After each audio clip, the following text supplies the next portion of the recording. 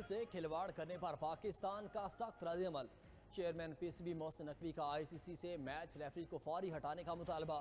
محسن نقوی نے آئی سی سی کو خط لکھ دیا، کہا میچ ریفری نے ضابطۂ اخلاق کی خلاف ورزی کی۔ ترجمان پی سی بی کا کہنا ہے کہ آئی سی سی میچ ریفری کے خلاف شکایت کی۔ ریفری کی عدم تبدیلی پر میچ نہ کھیلنے کی بات قبل از وقت ہے۔ میچ ریفری نے پاک بھارت میچ سے قبل دونوں ممالک کے کپتانوں کو ہاتھ نہ ملانے کا کہا تھا۔ پی سی بی کا بھارتی کرکٹ ٹیم کے نامناسب رویے پر آئی سی سی کو خط۔ میچ سے پہلے اور بعد میں بھارتی ٹیم کے رویے کو آئی سی سی قوانین کے خلاف ورزی قرار دے دیا۔ پی سی بی کا آئی سی سی سے صورتحال کا نوٹس لینے کا بھی مطالبہ۔ بھارتی ٹیم کے نامناسب رویے پر پاکستانی ٹیم مینیجر نے بھی احتجاج کیا تھا۔ نوید اکرم چیمہ نے میچ ریفری کے رویے پر باقاعدہ احتجاج ریکارڈ کروایا۔ کہا بھارتی کھلاڑیوں کا ہاتھ نہ ملانا سپورٹس مین اسپرٹ کے خلاف ہے۔ قومی کپتان سلمان علی آقا نے بھارتی رویے کے خلاف اختتامی تقریب میں شرکت نہیں کی تھی۔ ہیڈ کوچ مائک ہیسن نے کہا کہ بھارتی ٹیم کی حرکت پر پاکستانی رد عمل فطری تھا۔ اسرائیلی جارحیت کے خلاف مسلم امہ متحد۔ قطر پر حملے اور غزہ میں جارحیت کے خلاف پاکستان مسلم ممالک یک زبان۔ خطے میں صہیونی شر انگیزی روکنے کے لیے دوحہ میں ہنگامی عرب اسلامی سربراہی اجلاس آج ہوگا۔ وزیر اعظم شہباز شریف شرکت کے لیے دوحہ روانہ ہو گئے۔ ہنگامی اجلاس قطر میں فضائی حملے، غزہ کشیدگی اور فلسطینیوں کی زبردستی بے دخلی کے تناظر میں بلایا گیا ہے۔ پاکستان کے تعاون سے بلائے گئے اجلاس میں او آئی سی ممالک کے سربراہ اور اعلیٰ حکام شریک ہوں گے۔ عرب اسلامی ممالک کے سربراہ اجلاس کا مسودہ تیار۔ سربراہی اجلاس میں قرارداد پیش کی جائے گی۔ پاکستان قطر کے ساتھ اپنے تعلقات کو انتہائی اہمیت دیتا ہے۔ یکجہتی اور علاقائی اتحاد کے لیے وزیر اعظم نے 11 ستمبر کو دوحہ کا دورہ کیا اور قطری حکام کو ہر قسم کے تعاون کی یقین دہانی کرائی۔ پاکستان کا عرب اسلامی ٹاسک فورس بنانے کا مطالبہ۔ دوحہ میں وزراء خارجہ اجلاس سے خطاب میں وزیر خارجہ اسحاق ڈار نے کہا ٹاسک فورس اسرائیلی عزائم کی نگرانی کرے، اسرائیل کی اقوام متحدہ کی رکنیت معطل کروائی جائے۔ اسرائیل کا احتساب عالمی نظام کی ساخت کا امتحان ہے۔ سلامتی کونسل غزہ میں ٹاسک فورس لگائے، عرب اور اسلامی ممالک متحد ہو کر مقابلہ کریں۔ دوحہ میں عرب اسلامی ممالک کے اجلاس میں پہلے مرحلے میں وزراء خارجہ کا بند کمرہ اجلاس ہوا۔ اسرائیلی حملے کے بعد کی صورتحال پر غور۔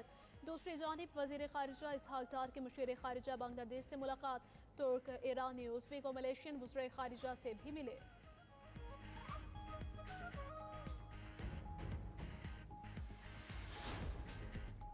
قطری وزیراعظم کا عالمی برادری سے دوہرا معیار ترک کرنے کا مطالبہ۔ دوحہ میں عرب اسلامی رہنماؤں کے ہنگامی اجلاس سے پہلے ہونے والے وزراء خارجہ کے اجلاس سے خطاب میں کہا وقت آ گیا ہے کہ عالمی برادری اسرائیل کو اس کے جرائم پر سزا دے۔ ایرانی سپریم لیڈر کے مشیر علی لاریجانی نے کہا کہ صرف بیان بازیوں سے کام نہیں چلے گا، خطے کے ممالک اسرائیل کے خلاف مشترکہ آپریشن روم قائم کرے۔ ترک وزیر خارجہ حقان فدان نے کہا کہ گریٹر اسرائیل منصوبے کے لیے خطے کے ممالک کو کمزور اور تقسیم کیا جا رہا ہے۔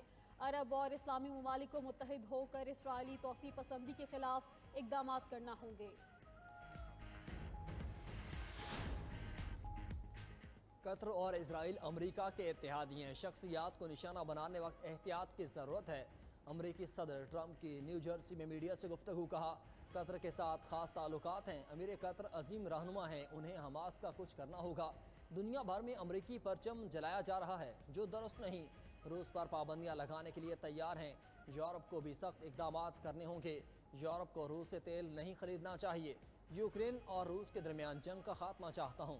وینزویلا سے بڑی مقدار میں منشیات امریکہ آ رہی ہیں۔ وینزویلا میں منشیات کارٹیلز کے خلاف آپریشن کا بھی فیصلہ نہیں کیا۔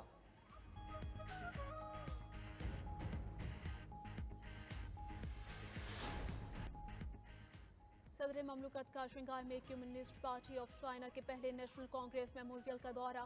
خاتون اول آصفہ بھٹو اور بلاول بھٹو بھی ہمراہ تھے۔ صدر مملکت نے تاریخی شیخ منتر سے عمارت اور نمائش ہال کا دورہ کیا۔ تاریخی ورثے کے تحفظ کو سراہا، کہا صدر شی جن پنگ کی بصیرت افسوس قیادت میں چین بڑی عالمی اقتصادی طاقت بن گیا۔ آئرن برادرز کے طور پر ہماری دوستی ہر شعبے میں ترقی کرتی رہے گی۔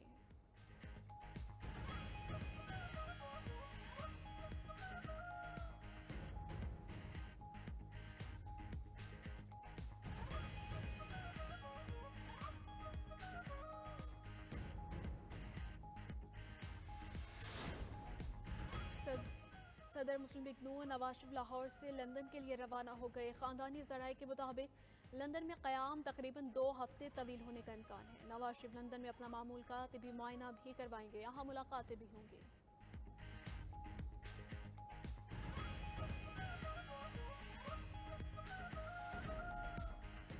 وزارت خزانہ اقتصادی رابطہ کمیٹی کے ذریعے سیلاب زدگان کی بحالی کے لیے عملی اقدامات کا آغاز کرے۔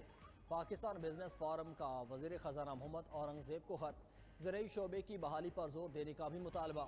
خط میں کہا گیا زرعی شعبے کو اس وقت ناگہانی صورتحال کا سامنا ہے، حکومت کو صحیح معنوں میں اقدامات اٹھانے ہوں گے۔ IMF کو ریلیف کے لیے قائل کرنا ہوگا، ورنہ ٹیکس محصولات میں کمی کا سامنا کرنا پڑ سکتا ہے۔ سیلاب زدہ علاقوں میں بجلی بل 3 ماہ کے لیے معاف کیے جائیں، کھاد پر 30% سبسڈی دی جائے، 2 سال کے لیے 18% سیل ٹیکس کو مؤخر کیا جائے۔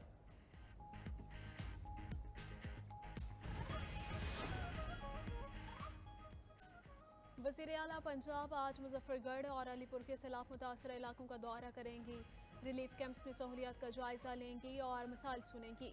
مریم نواز کو ریلیف اور ریسکیو سرگرمیوں پر بریفنگ دی جائے گی۔ دوسری جانب میاں کی سڑکوں پر الیکٹرک بسیں فراٹے بھرنے کو تیار، پہلے مرحلے میں 15 الیکٹرک بسیں پہنچا دی گئیں۔ وزیر اعلیٰ پنجاب کا آج میاں کا دورہ متوقع، الیکٹرک بس سروس کا افتتاح کریں گی۔ وزیر اعلیٰ کی آمد کے حوالے سے انتظامات مکمل کر لیے گئے۔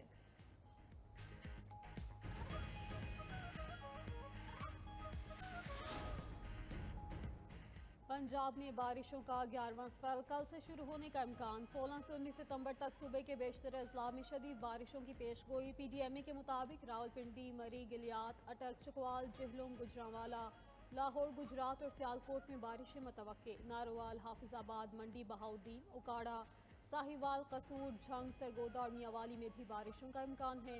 18 اور 19 ستمبر کے دوران راولپنڈی، مری، گلیات کے ندی نالوں میں بہاؤ کے اضافے کا امکان ہے۔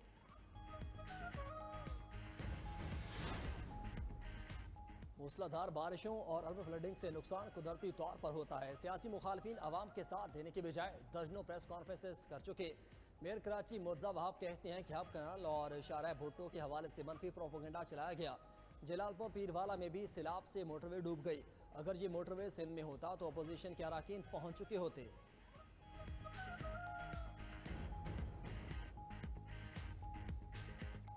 اپنی شکل دی جائے گی۔ غزہ پر قبضہ 6 ماہ میں ممکن، حماس کو شکست دینا مشکل ہے، اسرائیلی فوجی سربراہ نے صہیونی وزیر اعظم کو بتا دیا۔ بریفنگ میں کہا کہ غزہ شہر پر مکمل قبضے کے باوجود حماس کو عسکری اور سیاسی شکست نہیں دی جا سکتی۔ مجوزہ زمینی کارروائی سے بھی فیصلہ کن نتائج حاصل نہیں ہوں گے۔ حتمی کامیابی کے لیے غزہ کے دیگر علاقوں اور مرکزی کیمپوں تک کارروائی پھیلانی ہوگی۔ دوسری جانب غزہ پر اسرائیلی جارحیت نہ تھمی، مزید 53 فلسطینی شہید، اسرائیلی فوج کی شیلنگ اور فائرنگ سے 40 فلسطینی شہید، متعدد زخمی ہو گئے۔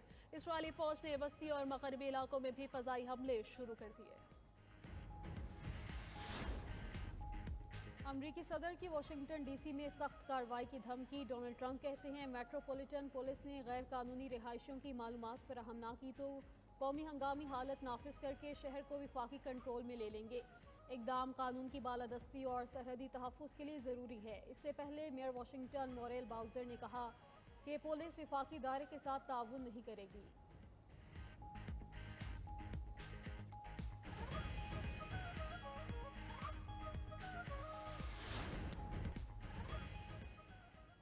آج دنیا بھر میں جمہوریت کا دن منایا جا رہا ہے۔ مقصد شہریوں کو اپنی خواہشات کا آزادانہ اظہار اور آزادی سے جینے کے حق کو فروغ دینا ہے۔ صدر مملکت آصف علی زرداری نے یوم جمہوریت پر پیغام میں کہا کہ یوم جمہوریت عوام کے سیاسی، معاشی اور سماجی حقوق کی یاد دہانی ہے۔ 1973 کا آئین پاکستان کی سب سے بڑی جمہوری کامیابی ہے۔ وزیر اعظم شہباز شریف نے کہا کہ پاکستان جمہوری اقتدار کی پاسداری اور فروغ کے لیے ہمیشہ کام کرتا رہا ہے۔ ترقی یافتہ مستقبل کے لیے عوام، ادارے اور حکومت مل کر کام کریں گے۔